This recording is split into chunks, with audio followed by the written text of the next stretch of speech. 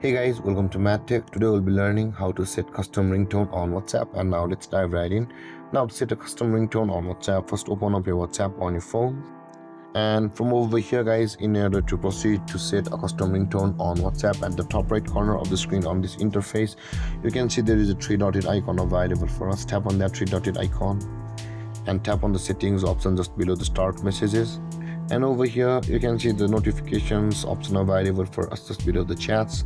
Tap on notifications, and from over here scroll down until you can find the ringtone option available for us just above the vibrate. Tap on the ringtone. Now in order to proceed to set a custom ringtone, from over here you can see here it is the on this device option available for us. Tap on the on this device. Now from over here, in order to set a custom ringtone, all of the music which are available on your device will be over here. Search for it, and the moment you tap on it, that ringtone will, or that music will be set as a custom ringtone on your phone.